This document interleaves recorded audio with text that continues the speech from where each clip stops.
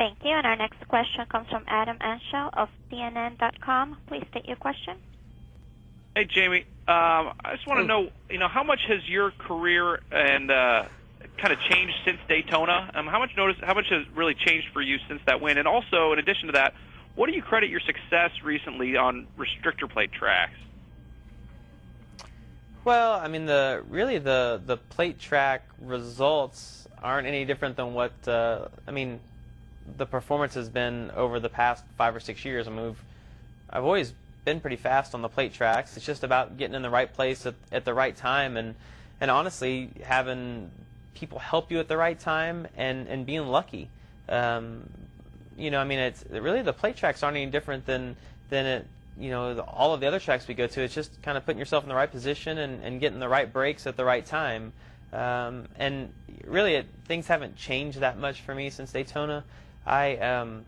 There's everyone has their own personality, and for me, I mean, I really enjoy, racing at this level. But the whole spotlight part of it, or being on TV, or being famous part, that doesn't really do anything for me. I just like racing the car. So things haven't really changed a lot by winning the 500 for me.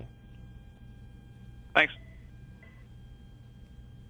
Thank you. And we have a follow-up question from Bill Fleshman of Philadelphia Daily News. Please state your question. Jamie, I just wanted to follow up on, you mentioned earlier how different it is at EGR compared to Roush.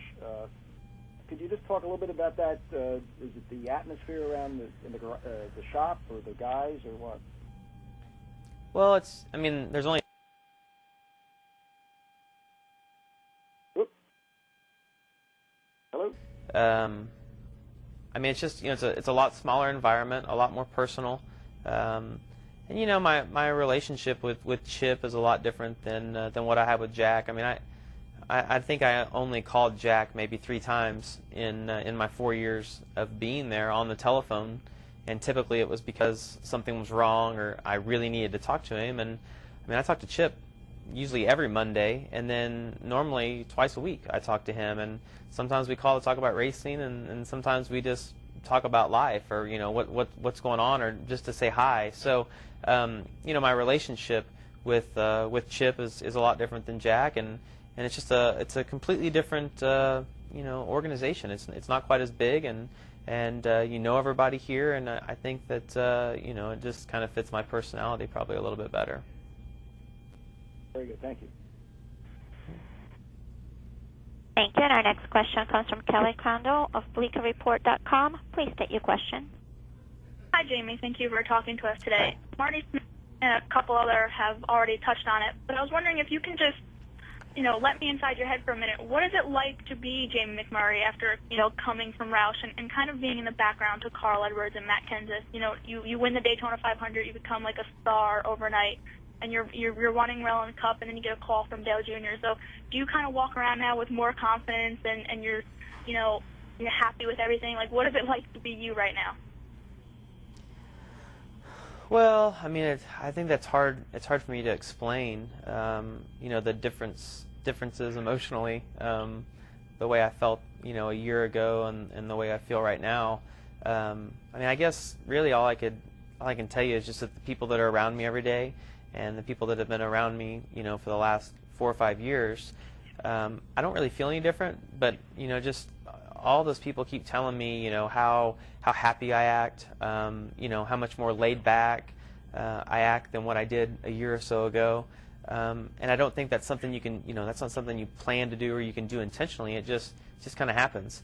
And I think a lot of it just has to do with, feeling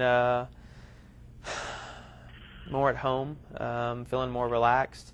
And I've just run a lot better also. We just, performance-wise, maybe the finishes haven't been way better, but we just on-track performance has been a lot better than my time at Roush. So I think that that just makes you be more laid back in general. Thank you. Mm-hmm. Thank you. And we have a follow-up question from Jeff Hood of RacingToday.com. Please state your question.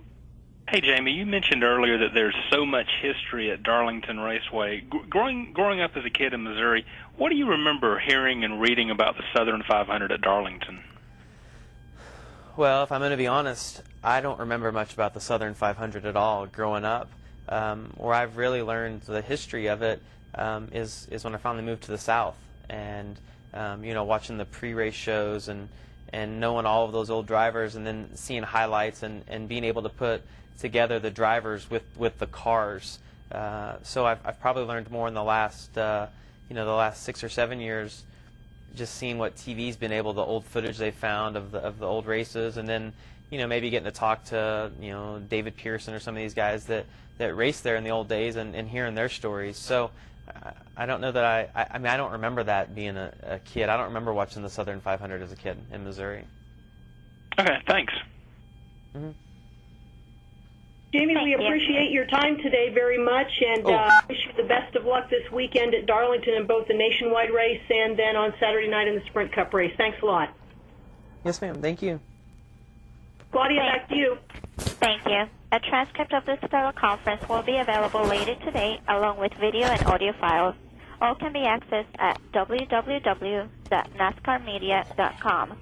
That does conclude today's teleconference. We thank you for your participation. You may now disconnect.